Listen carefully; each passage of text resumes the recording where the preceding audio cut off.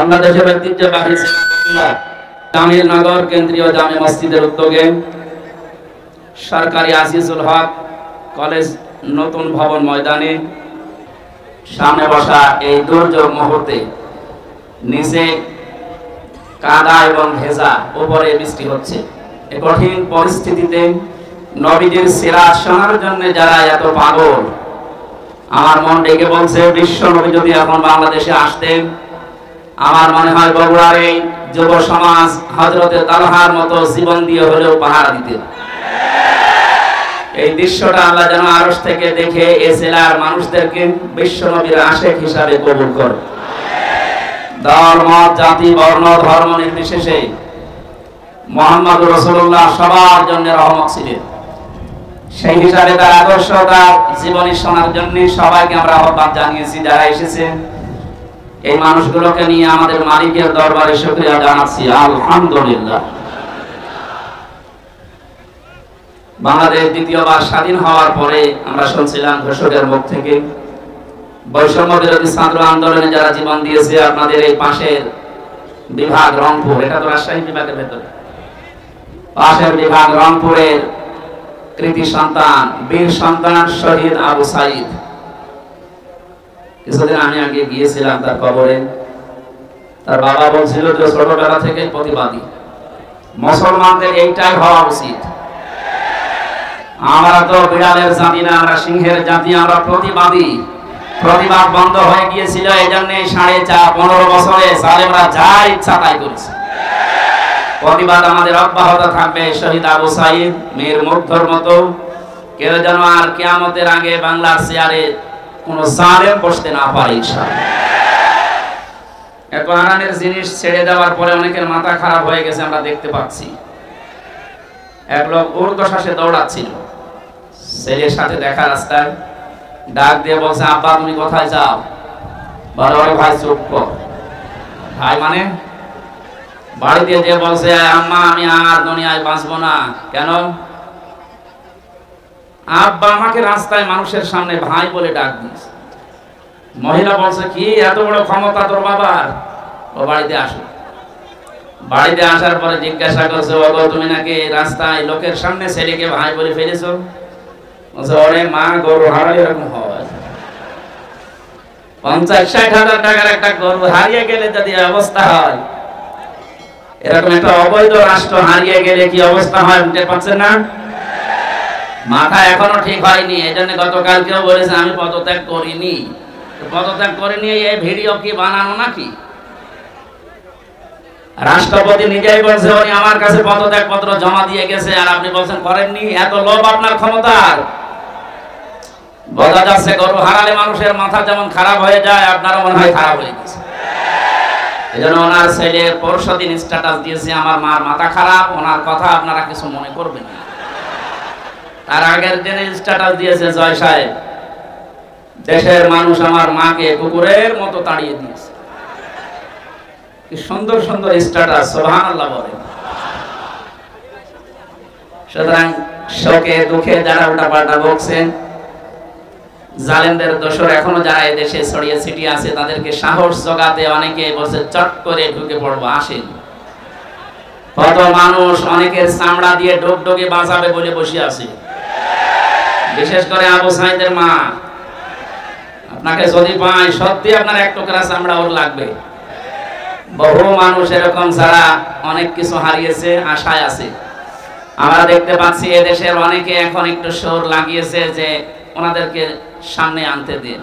এটা কিন্তু একটা টোপ, ভুলেও আপনি টোপ গিলবেন না। যদি বাইরে আসেন, এই যে জনপ্রশাসন মন্ত্রণালয়ের যিনি কালকে ধরা পড়েছে, ও মনে করেছিল যে সব সহজ হয়ে যাচ্ছে, যেই বের হয়েছে দরবেশের মতো ধরা খেয়েছে।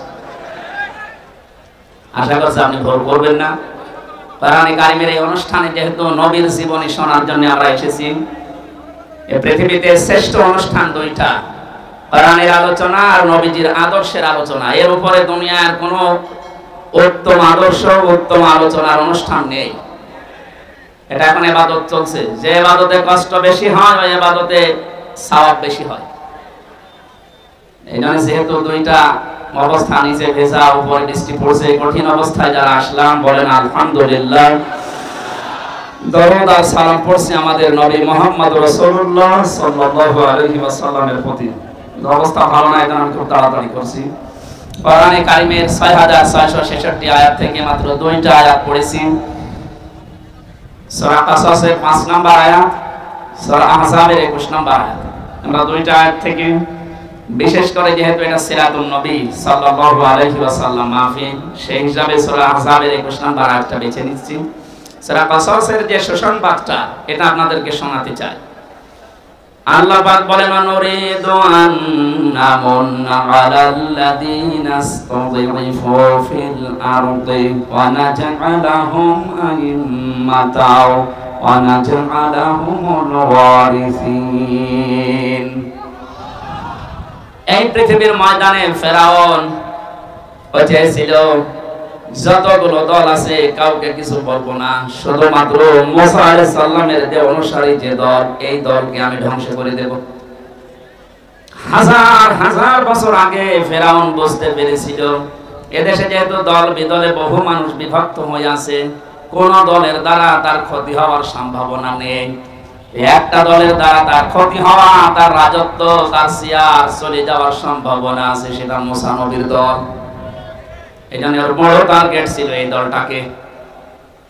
হাজার হাজার বছর পর 2009 সাল থেকে 24 সাল পর্যন্ত পৃথিবীতে লেডি ফেরাউন যারা এসেছে, তার ভেতরে অন্যতম আমরা অনেকে পেয়েছি।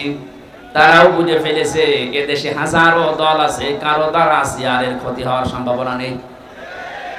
একটা দলের দ্বারা এদেশের সিয়ার নড়ে যাওয়ার সম্ভাবনা আছে। সেবার ভেতরে আমরা 4টা জিনিস পেয়েছি। কোন দল যদি কেউ গঠন করে, সূরা আলে ইমরানের ভেতরে 4টা বিষয় আল্লাহ জানিয়েছেন। 104 নাম্বার আয়াত। দল করতে আমরা জানি 4টা জিনিস লাগে। 1 নম্বরে নেতা লাগে। কি লাগে? নেতা ছাড়া দল হয়? কোরআনে কারিমের জন্য বিশ্ব নবীকে আল্লাহ হে নেতা এই শব্দ বলে ডাক দিয়েছেন। ইয়াসিন।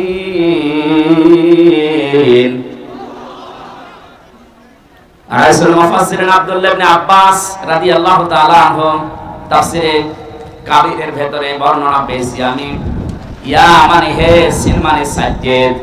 সিন শব্দের তিনি 5টা ব্যাখ্যা দিয়েছেন।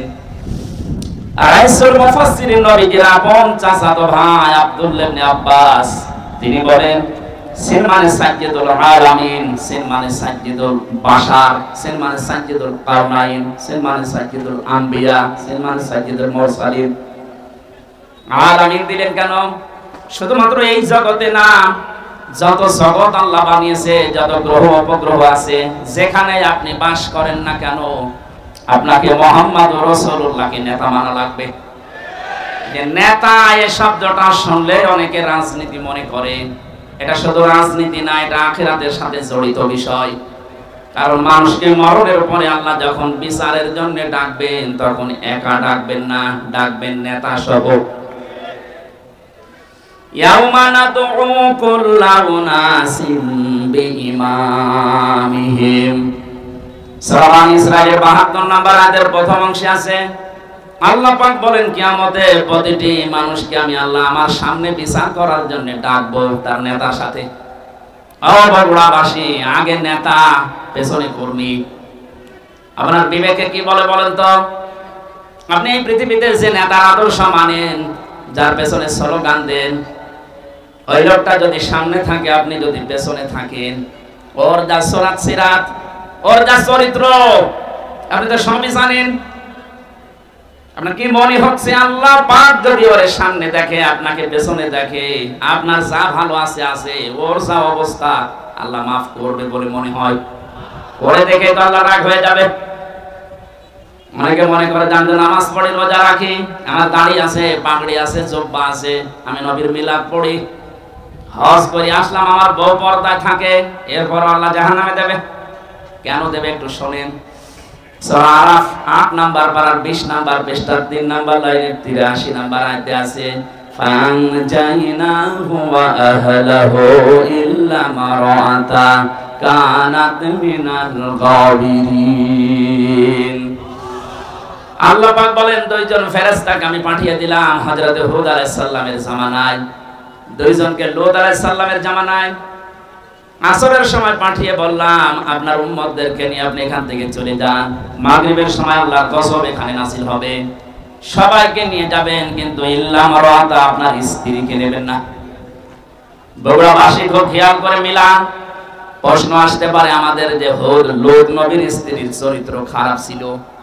না, পৃথিবীর কোন নবীর স্ত্রীর চরিত্র খারাপ ছিল না, কারণ কোন হারাম রক্তের ভেতরে আল্লাহ নবীদের রক্ত প্রবেশ করান নাই। কারণ প্রতিটি নবী এই পৃথিবীতে নেতা ছিলেন, নেতাদের চরিত্র যদি খারাপ হয়ে যায় পেছনে যারা আসবে ওদের চরিত্র আরো খারাপ হবে। এখানে কোন নবীর রক্ত আল্লাহ হারাম রক্তের ভেতরে প্রবেশ করান নাই। অথচ পৃথিবীতে আমরা অনেককে দেখি বিশ্ব নেতা বলে দাবি করে, অথচ জন্মের ঠিক নেই। আপনারা আবার এই দেশে মনে করেন না, অনেক দেশে আছে। তাদের জীবনীগুলো পড়লে দেখা যায় বাবা এক ধর্মের, মা আর এক ধর্মের, তো জন্মের ঠিক থাকে কি করে? নেতা হওয়ার জন্য যে আদর্শগুলো 7টা পেয়েছি আমি আয়াতের তাফসিরে। হযরত লূত নবী আলাইহিস সালামের যত কিছু ছিল সবকে আপনি নিতে পারবেন, কিন্তু স্ত্রীকে নেবেন না, যদিও তার চরিত্র খারাপ ছিল না। লূত নবীর স্ত্রীর চরিত্র ভালো ছিল, সে চরিত্রহীনা ছিল না, কিন্তু যখন আল্লাহ গজব দিলেন তার স্ত্রীকে আল্লাহ ধ্বংস করে জাহান্নামে দিয়ে দিলেন। আমি একটা দুইটা না, যতগুলো তাফসীর আমার জীবনে দেখেছি সব মুফাসসিরে আয়াতের ব্যাপারে একমত। আমি এটা প্রথমে বুঝছিলাম না। জেলখানা যাওয়ার পরে আপনাদের এই পাশের বিভাগ রংপুর বিশ্ব ইসলামী আন্দোলন বাংলাদেশ জামাত ইসলামের সহকারী সেক্রেটারি জেনারেল ছিলেন জনাব এটিএম আজহারুল ইসলাম। মাঝে মাঝে আমার কাছে বই পাঠাতেন।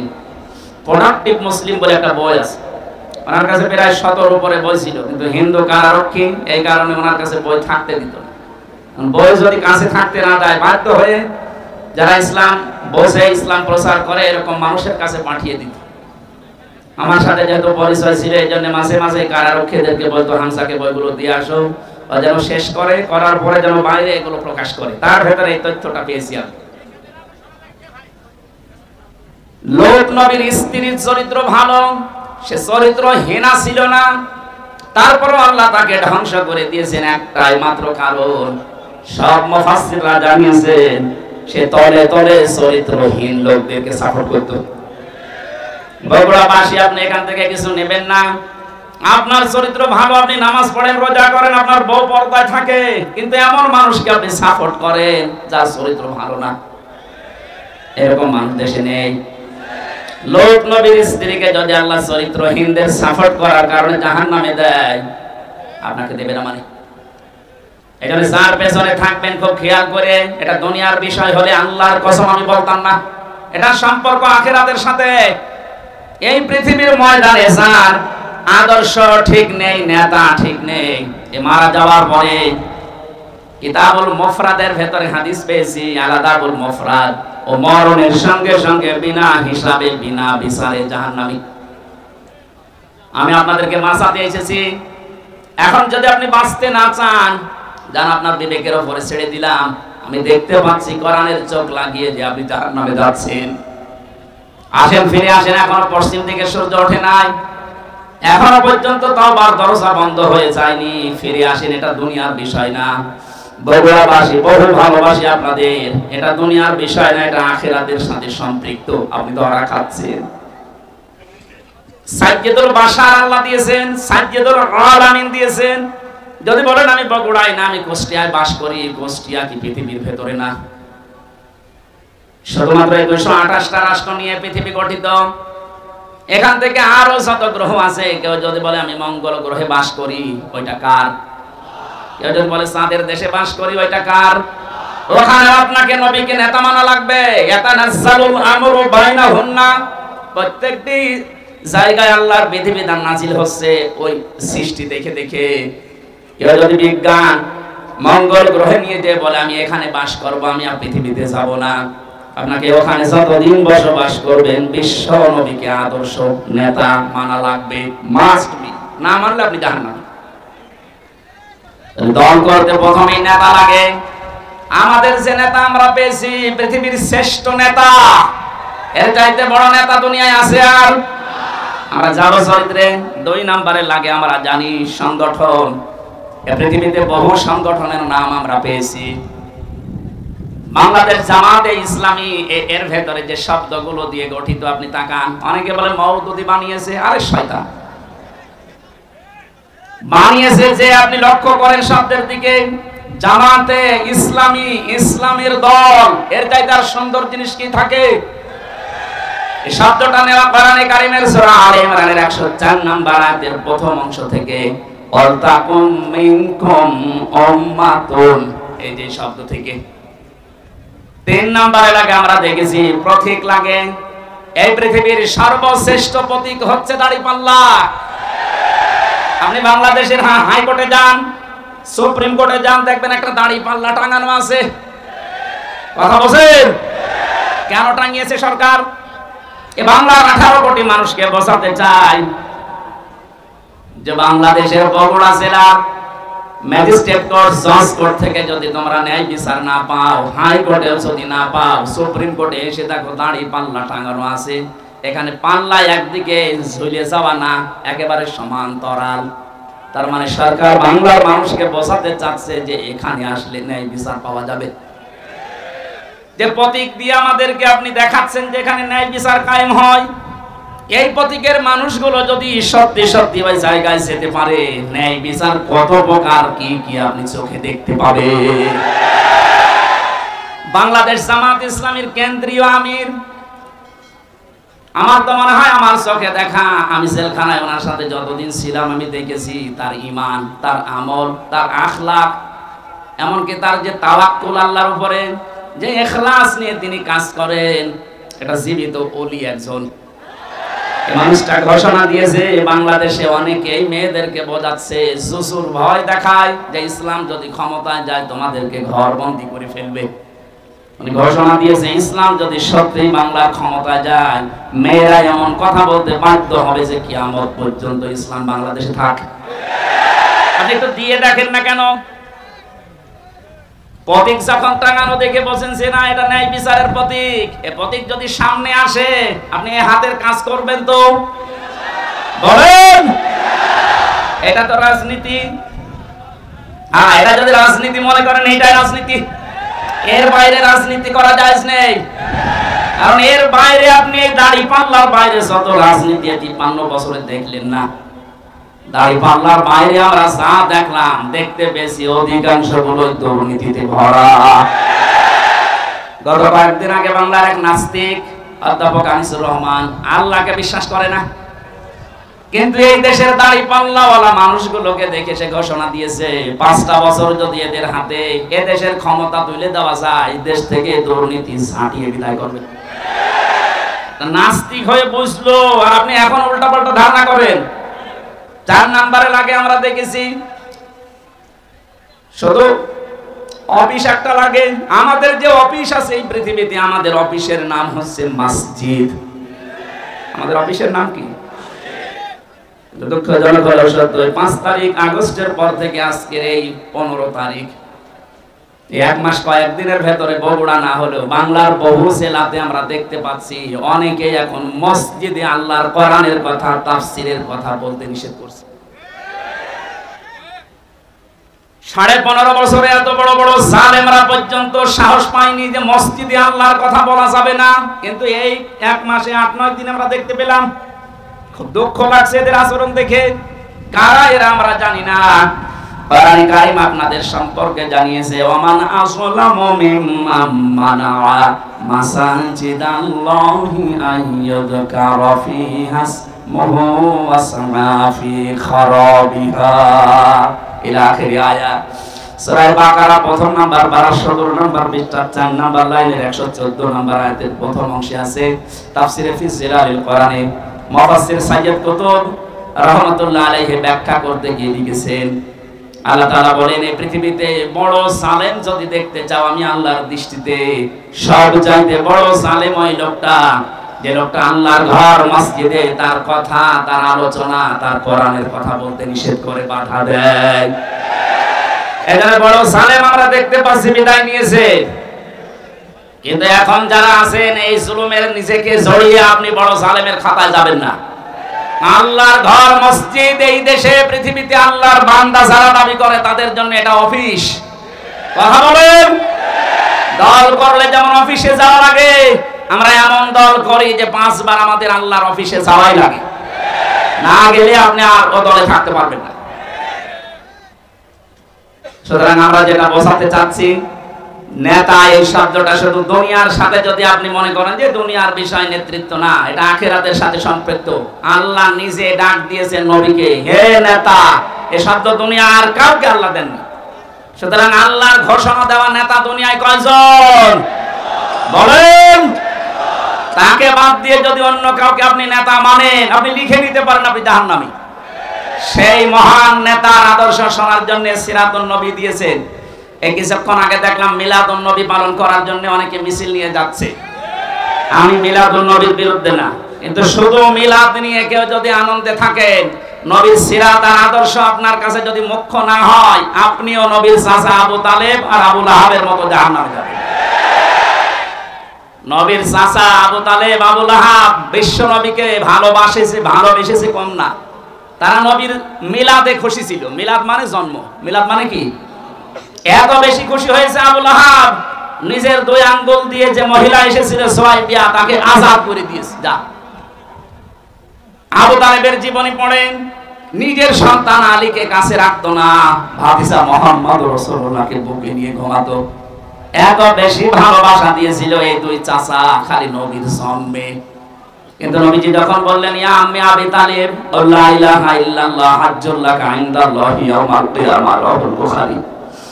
ও চাচা, শুধু আমার কানের কাছে মুখটা নিয়ে আস্তে করে বলেন, লা ইলাহা ইল্লাল্লাহ মুহাম্মাদুর রাসূলুল্লাহ বলার দরকার নেই, ওটা আমি নিজে জানি। আপনি শুধু আল্লাহর একাত্মবাদের ঘোষণাটা দিয়ে যান, জোরেও বলবেন আমার কানের কাছে মুখ নিয়ে একটু আমাকে শোনান, আমি সাক্ষী থাকি কিয়ামতের দিন আপনাকে আমি আল্লাহর কাছে ঝগড়া করে জান্নাতে দিয়ে দেব। পাশে দাঁড়িয়েছিল আবু সেহেল আর আবু লাহাব। আবু সুফিয়ান ডাক দিয়ে বলে, নেতা পড়বা, এতদিন বাপদাদার ধর্ম অনুসরণ করলে এখন ভাতিজারে নতুন ধর্ম অনুসরণ করে গ্রহণ করে কলঙ্কিত হবা। মানুষ তোমাকে কাপুরুষ বলবে, ভীরু বলবে, বদনাম হবে তোমার। আবু তালেব ওই দিন বলেছিল, মুহাম্মদ ভাতিজা আমার, আমি তোমাকে ভালোবাসি, তোমার জন্মের পর থেকে আমি খুশি, কিন্তু তোমার এই আদর্শটা আমি মানতে পারলাম না, তুমি আমাকে মাফ করে দিও। মাফ করার মালিক কি নবীজি না আল্লাহ? আরো জোরে বলেন। আমি সংক্ষেপ করছি এই কারণে, কারণ এই 2 জন চাচার জীবনী আমি পুরা পড়েছি। নবীর জন্মে এত খুশি যারা ছিল, দেখলেন নাকি বললাম, কিন্তু 2 জনই জাহান্নামী। 2 জনে কি বলেন বলেন? একজনের পায়ের নিচে শুধু একটু ফিতা লাগিয়ে দেবে জাহান্নামের, মাথার মগজ পর্যন্ত টকবক করে ফুটতেই থাকবে। আর আবু লাহাব জাহান্নামী, এটা আল্লাহ কোরআনে কারিমে সূরা লাহাব তার নামে নাযিল করে জানিয়েছেন, সায়াসলা নারান যাতা লাহাব। বলেন নাউযুবিল্লাহ। বগুড়াবাসী সিস্টেম অপর পৃষ্ঠায় দেখুন, আরো 2 জন চাচার নাম আমরা জানি, একজন হযরতে আমির হামজা আর একজন হযরতে আব্বাস রাদিয়াল্লাহু তাআলা আনহুমা। এই 2 জন চাচা শুধু নবীর জন্মের সময় খুশি ছিল তা না, আমরা নবীর আদর্শ পেয়েও খুশি ছিল। একজন চাচা হযরতে আব্বাস নবীর আদর্শ পেয়ে খুশি, তার প্রমাণ তার মুখের কথা, মান সাকা তাকামাল ঈমান মান রাদিয়া বিল্লাহি রাব্বা ওয়া বিল ইসলামি দীনা ওয়া বি মুহাম্মাদির রাসূলিল্লাহ সাল্লাল্লাহু আলাইহি ওয়াসাল্লাম নাবিয়্যা ওয়া রাসূলা। রাহু মুসলিম। হযরত আব্বাস বলেন, কেউ যদি ঈমানের স্বাদ পেতে চায়, সে যেন আল্লাহকে রব পেয়ে খুশি থাকে, ইসলামকে জীবন ব্যবস্থা পেয়ে খুশি থাকে, আর মুহাম্মাদুর রাসূলুল্লাহকে নবী এবং রাসূল স্বীকার করে খুশি থাকে। তিনি যে রাসূলের আদর্শ পেয়ে খুশি ছিলেন, এই কথাই তার প্রমাণ। আরেকজনের দিকে তাকান, হযরতে হামজা রাদিয়াল্লাহু তাআলা আনহু। নবীদের আদর্শ মানতে গিয়ে নিজের শরীরকে উহুদের ময়দানে 70 টুকরা করেছেন, নবীর আদর্শ ছেড়ে দেননি। তার জীবনী পড়তে গিয়ে পেয়েছি হযরতে হামজাকে ওরা এত টুকরা করেছিল, লজ্জাস্থান পর্যন্ত কেটে বাঁধিয়ে দিয়েছে। শেষ পর্যন্ত বিভিন্ন জায়গায় পাহাড়ে লতা পাতা দিয়ে নবীজি তার লাশটা যখন ঢাকলেন, মাথা থেকে পা পর্যন্ত তার নিজের পাগড়ি দিয়ে ঢেকে দিলেন, পাহাড়ের লতা পাতা দিয়ে পায়ের শেষ অংশে ঢেকে দিলেন, ডাক দিয়ে বললেন, রব্বুল আলামিন, আমার এই চাচা হামজার উপরে আমি এ পর্যন্ত খুশি আছি। হে আমার মালিক, তোমাকে বলছে তুমি আমার চাচা হামজার উপরে খুশি হয়ে যাও। ও বগুড়াবাসী, আগে দুইজন চাচাও তো আদর করেছে, মহব্বত দেখিয়েছে, ভালোবেসেছে, কিন্তু জন্মে কথা বলেন না কেন? ওই দুইজন চাচার শুধু মহব্বত ছিল, ভালোবাসা ছিল, আদর ছিল, জন্মে মিলাদে কিন্তু আদর্শ মানতে তারা নারাজ। যেই দুইজন চাচা জন্মেও খুশি, আদর্শ পেয়ে খুশি, তাদের জন্য নবীজির বক্তব্য দেখে, হে আমার মালিক, আমার চাচা হামজার উপরে আমি এ পর্যন্ত খুশি আছি। তোমাকে বলছি তুমি আমার মালিক হিসাবে আমার চাচার উপরে খুশি হয়ে যাও। নবীজি যদি কথা বলে কারো পক্ষে আল্লাহ খুশি না হয়ে পারবে? বুঝতে পারলাম চারজনের জীবনী পড়ে দুইজনে শুধু মিলাদ নিয়ে খুশি জাহান্নামী, দুইজনে মিলাদেও খুশি, সিরাতেও খুশি, এজন্য দুইজনে জান্নাতি। আশা করছি আমার কথার অর্থ বুঝেছেন। এবার আসেন কেন বিশ্ব নবী মুহাম্মদুর রাসূলুল্লাহকে এই পৃথিবীর ময়দানে আদর্শ হিসাবে মেনে নেওয়া লাগবে। আমি 27টা কারণ পেয়েছি কোরআন আর সিরাতের কিতাবে, একটা একটা করে যে কয়টা বলা যায় দেখে। রব্বুল আলামিন বলেন, লাকাদ কানা লাকুম ফি রাসূলিল্লাহি উসওয়াতুন হাসানাহ ইলা আখির আয়াত। অবশ্যই আমি তোমাদের জন্য মহত্তম আদর্শ লুকিয়ে রেখেছি আমার রাসূলের জীবনে। আমার এখানে দুইটা প্রশ্ন। আল্লাহ পাক বিশ্বনবী মুহাম্মদ রাসূলুল্লাহর নাম জানতেন না? কথা বলেন না কেন? ওনার নাম যে মুহাম্মদ, এই শব্দটা আল্লাহ জানতেন না? ফি রাসূলিল্লাহ দিলেন কেন? আমাদের আদর্শ মানা রাখবে মুহাম্মদ ইবনে আব্দুল্লাহকে, না রাসূলুল্লাহকে। এবার আমার প্রশ্ন, উনি রাসূল হয়েছিলেন কি জন্মেই? বলেন। উনি পৃথিবীর সর্বপ্রথম নবী, শেষ নবী, এ কথা আমরাও মানি, কিন্তু ঘোষণা দেওয়া হিসাবে উনি কিন্তু 40 বছরে নবুয়ত পেয়ে ঘোষণা হয়েছে। ওরা আরব জাহানে 40 বছরের আগ পর্যন্ত কেউ নাকি নবী বলতো না, বলতো মুহাম্মদ ইবনে আব্দুল্লাহ। বলেন। উনি রাসূলুল্লাহ হয়েছেন, নবী হয়েছেন কত বছর বয়সে? আরো জোরে। এর আগে পুরা আরব জাহানে ওনাকে নাম দিয়েছিল মুহাম্মদ ইবনে আব্দুল্লাহ আস-সাদিক আল আমিন। আজ বাংলাদেশ সহ বিশ্বের বহু জায়গায় আমরা দেখতে পাচ্ছি অনেকে বলছে আমরা নবীওয়ালা কাজ করি। এই কথাটা প্রতারণা। আপনি করছেন নবীওয়ালা কাজ না, আপনি করছেন মুহাম্মদ ইবনে আব্দুল্লাহর কাজ। কারণ মুহাম্মদ ইবনে আব্দুল্লাহ 17 বছর বয়সে হিলফুল ফজল শান্তির সংঘ গঠন করার মাধ্যমে ভালো ভালো কাজের আঞ্জাম দিয়েছিলেন। কথা বলেন না কেন? তিনি মানুষকে ভালো কথা শোনাতেন, ভালো কথা বলতেন, মানুষের বিপদে এগিয়ে যেতেন। এই কাজগুলো করেননি? সিরাত ইবনে হিশাম দেখেন, এই কাজগুলো তিনি করেছিলেন। কি বুঝলেন এখানে? আপনিও যে কাজগুলো করেন এগুলো কিন্তু মুহাম্মদ ইবনে আব্দুল্লাহর কাজ। আর রাসূলুল্লাহর কাজ কি? তিনি যেই দিন রাসূল হচ্ছেন তার মানে 40 বছর বয়সে, ওই দিনই জিবরাইল তাকে বলেছিল ইকরা। তিনি বলেছিলেন মা নাবিল বারি, আমি পড়তে পারি না। 3 বার বলার পরও যখন বললেন আমি পড়বো না, পড়তে পারি না, এত ধরে চাপ দিয়েছিলেন, 4বার তিনি বললেন ইকরা বিসমি রাব্বিকাল্লাযী খালাক। নবীজি জিবরাইলের সঙ্গে সঙ্গে 5টা আয়াত পড়েছিলেন। প্রশ্ন আসতে পারে প্রথম 3 বার পড়লেন না কেন? জবাব হচ্ছে 3 বারই জিবরাইল শুধু ইকরা পড়েছিলেন, যে পড়ো পড়ো। নবীজি প্রশ্ন করলেন ভাই জিবরাইল আমি পড়বো কি? বারবার যে আমাকে পড়তে বলেন, আমি কি পড়বো? যখনই বলেছে বিসমি রাব্বিকা, রবের নামে পড়ো, তখন আমি আর থামি নাই, আরম্ভ করেছি। কিয়ামত পর্যন্ত আমার উম্মত যারা আসবে তাদেরকে শিক্ষা দিয়ে গেলাম, পড়াশোনা যদি করতে হয় রবের নামে পড়া লাগবে। এই 15.5 বছরে অনেক পড়া পরিবর্তন হয়েছে না হয়নি? ঢাকা বিশ্ববিদ্যালয় থেকে ইকরা বিসমি রাব্বিকাল্লাযী খালাক এই মনোগ্রাম বাদ দিয়েছে। কবি নজরুল ইসলাম কলেজ থেকে ইসলাম বাদ দিয়েছে। ইসলামী বিশ্ববিদ্যালয় কুষ্টিয়া রব্বি জিদনি ইলমা এইটাও বাদ দিয়েছে। যত জায়গায় যত কিছু বাদ হয়েছে 15.5 বছরে নবীর উম্মতেরা এখন যেহেতু দায়িত্ব পাচ্ছে, আহ্বান জানাবো এগুলো সব যেন ফিরিয়ে নিয়ে আসা হয়। কারণ রব ছাড়া আমরা পড়তে চাই না। রবের নাম বাদ দিয়ে যে পড়া হয় ওটা পড়া না। এক কথা বলতেছে। এখন প্রশ্ন আসতে পারে তাহলে অন্যান্য দেশে তো উন্নতি করে, তারা কি রবের নামে পড়ে? উন্নতি হয়েছে কিন্তু অবনতিও আছে। আমি সিঙ্গাপুর, মালয়েশিয়া সহ কতগুলো দেশ ঘুরে আসলাম, ওদের যে চরিত্র আমি দেখে এসেছি। বাকি যে দেশগুলোর নাম বললাম না, ফ্রি সেক্সের দেশ, লেখাপড়া ওরা আমাদের সাথে কম করে নাই। রাস্তার ধারে দাঁড়িয়ে মা বাবার সামনে জেনা করছে, এ কি মানুষ না কুত্তা? হ্যাঁ বলেন। রবের নামে যদি আপনি পড়াতে পারতেন, এখানে মা বাবা আর বড় ভাই যারা আছেন দায়িত্বে, আমি আপনাকে গ্যারান্টি দিচ্ছি 3টা বছর আপনি কোরআনের শিক্ষা যেখানে দেওয়া হয়, এই তালিমুল কোরআন অথবা এই যে ক্যাডেট মাদ্রাসা চাই বলেন, এখান থেকে 3টা বছর পড়িয়ে নেন। বাকি ওকে ডাক্তার বানাবেন, ইঞ্জিনিয়ার বানাবেন। যারা শাহাবুদ্দিন সাহেব ওনার ছেলেকে বানিয়েছে ইঞ্জিনিয়ার, আর একটা ইবনে সিনা, এইরকম আপনি তুলে দেন, কোনো অসুবিধা নেই। 3টা বছর কোরআনের শিক্ষা দিয়ে দেন, 2টা গ্যারান্টি আপনাকে আমি দিলাম, জীবনে এই ছেলে কোনোদিন নেশা করবে না।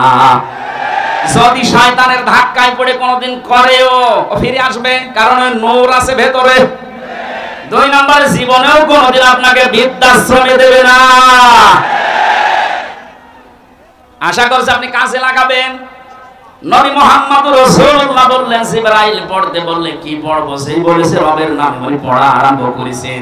আজকে আমাদের এই দেশে শুরু হবে সিরাতুন নবীর আসল, যে আমরা রব ছাড়া অন্যের নামে পড়তে চাই না। অনেকে বাবার নামে পড়া আরম্ভ করেছিল। কিসের বাবা? আমরা পড়তে চাই কার নামে বলেন? ফিরে আসলেন ওখান থেকে, ডাক দিয়ে বললেন, জাম্মেলুনি জাম্মেলুনি ইয়া খাদিজা, আমি ভয় পেয়েছি, আমাকে জড়িয়ে দাও কম্বল দিয়ে। হযরতে খাদিজা বলেছিলেন, স্বামী আল্লাহি কাল্লা, 2 বার কসম দিলেন, আল্লাহি আল্লাহর কসম, কাল্লা কখনো না, লা ইখজিকাল্লাহু আবাদান। এতটুকু শব্দের ভেতরে খাদিজা 3 বার আল্লাহর নাম বলেছেন, অথচ তিনি তখন মুসলমান হননি। একটা অমুসলিম কসম দেওয়ার সময় একটা বাক্যে 3 বার আল্লাহর নামের ঘোষণা দেয়, আর দেশে হাজারো মুসলমান আমরা দেখি কসম দেওয়ার সময় কসম দিয়েছে বাবার নামে। তাও জীবিত বাবা হলে হয় কবে মরে গেছে সে বাবার নামে। এখান থেকে একটা মাসলা বের হয়, কসম দেওয়ার জন্য আল্লাহ বাদে কারো নামে কসম দেওয়া জায়েজ নেই, হারাম। সুতরাং আল্লাহ বাদে কারো নামে আর কসম দেবেন বলেন? বিশ্বনবী এসে 5টা কথা শুনলেন খাদিজার কাছে। প্রথম নম্বরে বলেছিলেন, স্বামী আমার ভয় পাবেন না, আল্লাহ কখনো আপনাকে অপমান অপদস্থ ভয় দেখাতে পারে না, কারণ আপনি আত্মীয়তার সম্পর্ক ঠিক রাখেন।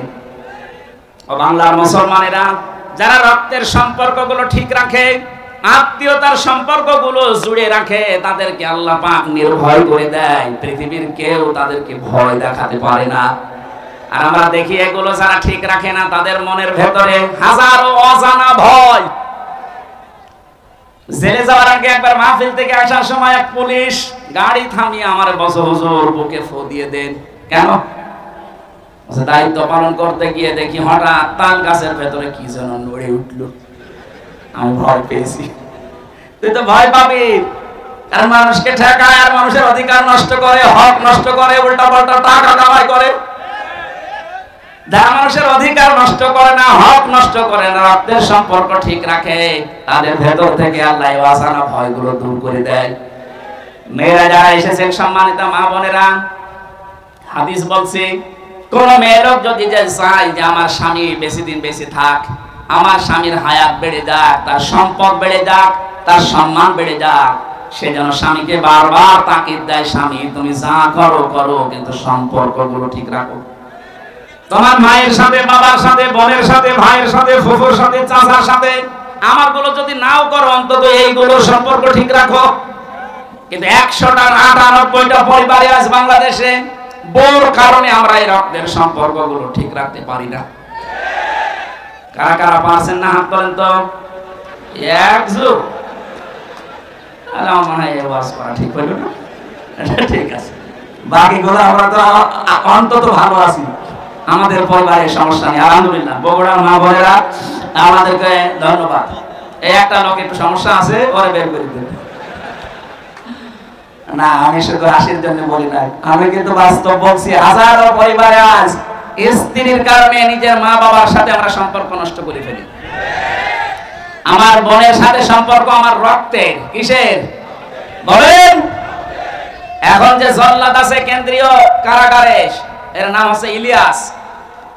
এই লোকটা ফাঁসি হয়েছে বউ মারার কারণে, বউ হত্যা করেছে, এই কারণে ফাঁসি, এখনো যাবজ্জীবতে আছে। এখন 22 বছর জেল খাটা লাগবে, এখন ফাঁসি দেয় মানুষকে। ও একদিন এসে বলছিল, হামজা ভাই আমার জীবনের এই কাহিনী। 17 বছর ছিল সৌদি আরবে, বিয়ে করার পর 35 না 36 বছর বয়সে বিয়ে করেছে। কয়েক বছর যেতেই বর সাথে আর মার সাথে কোনো মিল নেই। আমি আমার বোনকে কিছু দিলেই বউ মন খারাপ করে, মাকে কিছু দিলেই মন খারাপ করে। শেষ পর্যন্ত কি করবো, ওরে আমি একটু সতর্ক করার জন্য একটা থাপ্পড় দিয়েছিলাম, এক থাপ্পড়েও ছাতা মরে গেছে। এখন আমার এই যে জেল, 22টা বছর জেলে থাকা লাগবে। 30 বছর জেল হয়েছিল, আমি কাজকর্ম করি, এই কারণে আমার 22 বছর।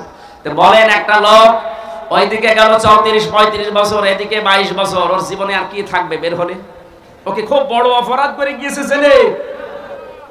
এই পারিবারিক জীবনের একটা ঠুনকো বিষয় নিয়ে এখানে সম্মানিত মা বোনেরা যারা বিভিন্ন জায়গায় বসে শুনছেন, আপনি মনে করেন নামাজ পড়া, রোজা রাখা, কালো বোরকা পরে আমি বগুড়ায় ঘুরি, আমি জান্নাত যাবো না? জান্নাত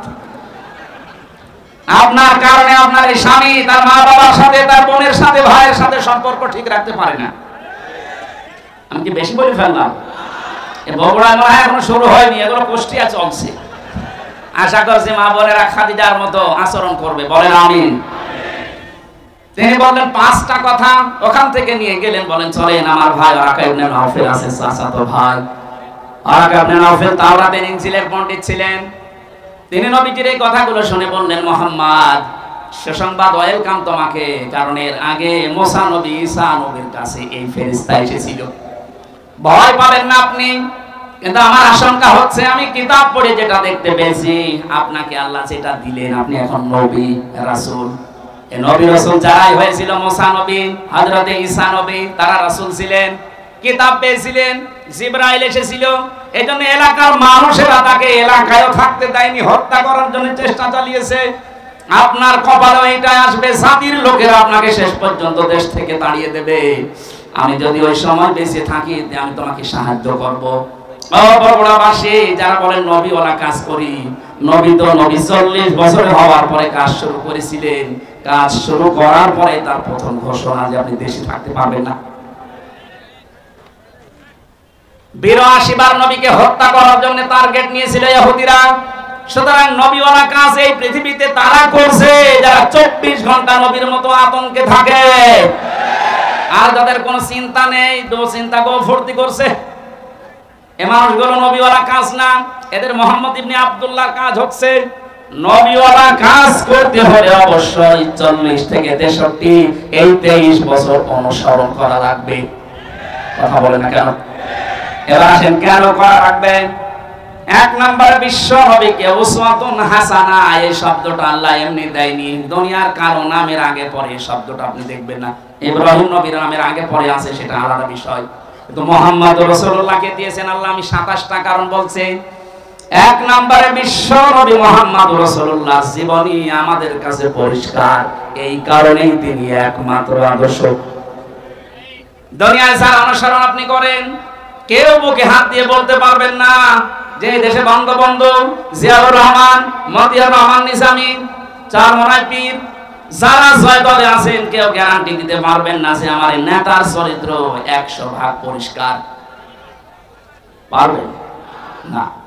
অথচ নবীজি নিজে জানিয়েছিলেন, আমার স্ত্রীরা, হে আমার সাথীরা, হে আমার সাহাবীরা, দিনের আলোতে রাতের আধারে আমার ভেতরে যা দোষটি দেখতে পাও সব খুলে খুলে মানুষকে বলে দাও। এটা বলার মতো মানুষের পৃথিবীতে আমরা কাউকে পাইনি। কারো জীবনী আমাদের কাছে পরিষ্কারও না, কারণ সে ছোটবেলায় কি করেছে, কার মুরগি চুরি করেছে, কার কাঁঠাল চুরি করেছে আমরা জানি না। কথা বলে না কেন? অথচ তার 63 বছরের জীবনে আপনি একটা কলম লাগাবেন, সে জায়গাও পাবেন না। কি সুন্দর কথা আল্লাহ তার নামে দিয়েছেন, খুলুকিন আযীম। আযীম শব্দটা বিশাল শব্দ। আল্লাহ বলেন এই নামটা আমি শুধু মুহাম্মদুর রাসূলুল্লাহর চরিত্রে ব্যবহার করেছি। ইসমাইল নবীকে আমি একটা নাম দিয়েছিলাম, আমার নাম গোলামিন হালিম, আমার সহনশীল বান্দা। ইসহাক নবীকে আমি একটা নাম দিয়েছিলাম গোলামিন আলিম, আমার জ্ঞানী বান্দা। মুহাম্মদুর রাসূলুল্লাহকে যে নাম দিয়েছি এটা খুলুকিন আযীম, আমার মহান চরিত্রের বান্দা। কিয়ামত পর্যন্ত মানুষ কুল কিনারা পাবে না এর আদর্শ অনুসরণ করে। জোরে বলেন আল্লাহু আকবার। আমি যে কথাটা এ পর্যন্ত নিয়ে আসতে চাই, দুনিয়ায় কারো জীবনী আমাদের কাছে যেহেতু পরিষ্কার না, পরিচ্ছন্ন না, এইজন্য একমাত্র আদর্শ আমরা কাউকে মানি না, আমরা মানি মাত্র মুহাম্মদুর রাসূলুল্লাহ সাল্লাল্লাহু আলাইহি ওয়াসাল্লামকে।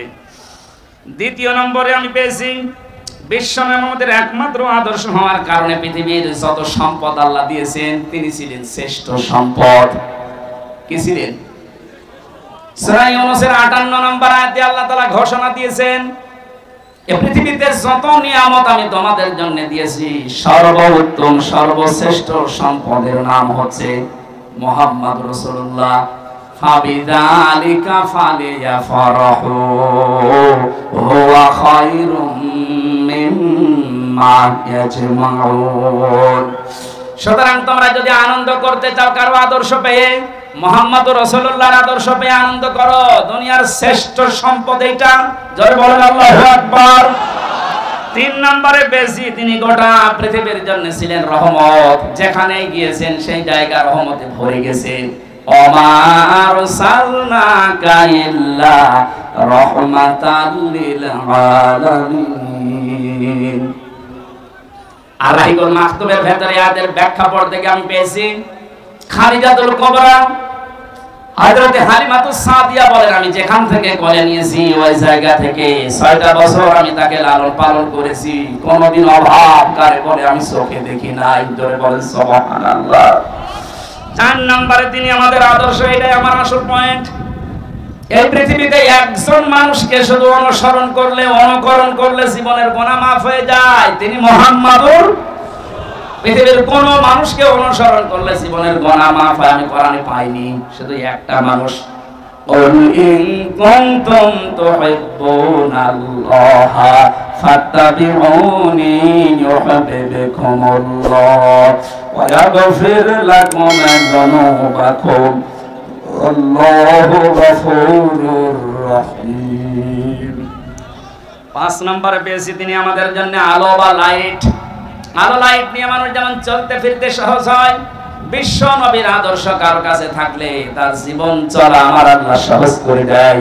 قد جاءكم من الله نور وكتاب مبين বলেন আল্লাহু আকবার।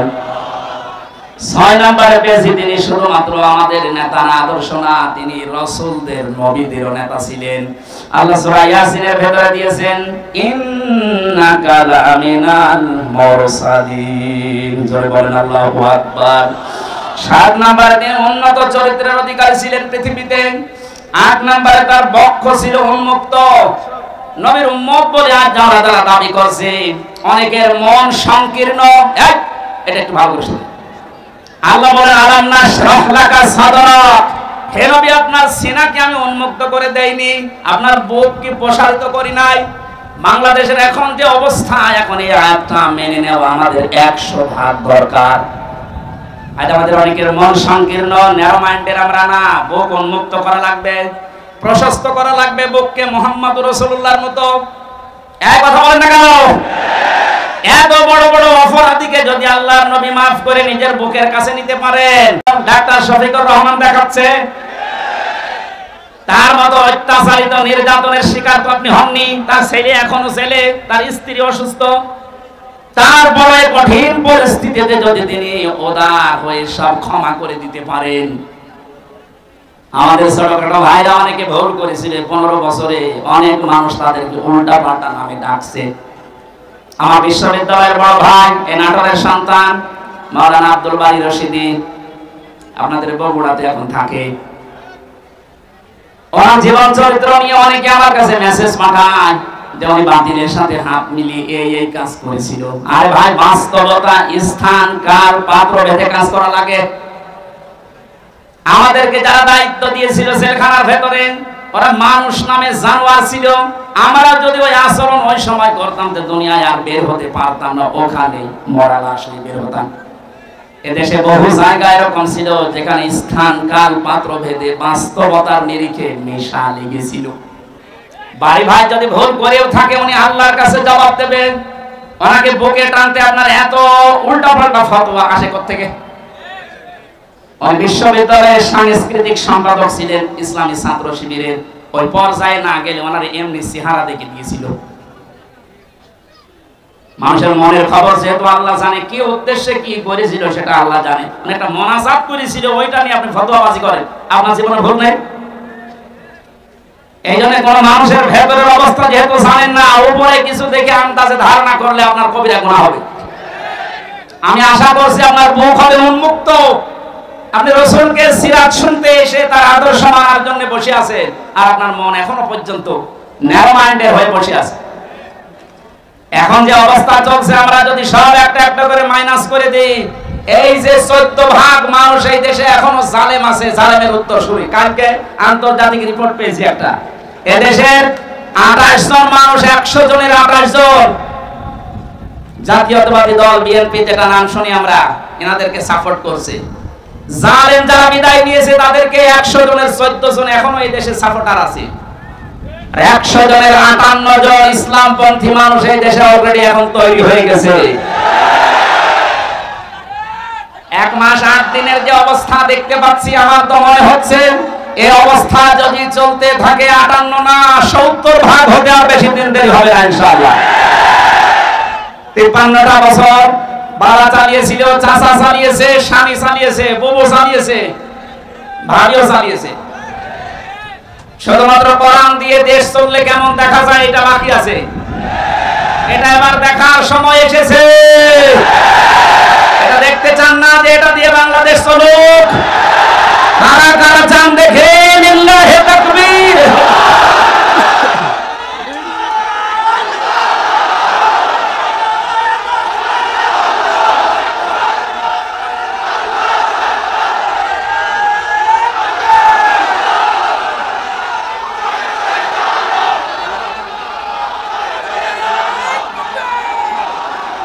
সম্মানিত ভাইরা, আমি যতগুলো নোট করেছিলাম এটা কয়েক ঘন্টা লাগার কথা, 27টা কেবল চলছে, 7টা।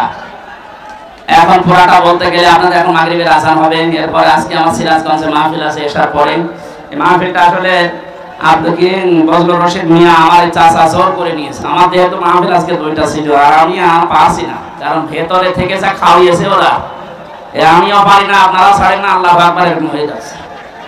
আমার একটু বাঁচিয়ে রাখেন, যে গরু দিয়ে চাষ করে খাবেন, গরু যদি মরে যায় অন্তত আমার একটু ছাড় দেন। আমি পুরাটা শেষ করতে পারলাম না। আগামীতে কোনো জায়গায় আব্দুল বারী রশিদি, আব্দুল সালাম যুক্তিবাদী, এদের মাধ্যমে কয়েকটা মাহফিল নিয়েছি আপনাদের আশপাশে। যেখানে আসবো ইনশাল্লাহ ওখানে একটু আগে আগে তুলে দেবেন, কথা বলবো। আজকের মতো মাফ চেয়ে বিদায় দিচ্ছি। সভাপতি সাহেব একটু সালাম দেবেন, এরপরে মোনাজাত করে আমরা বিদায় নিচ্ছি।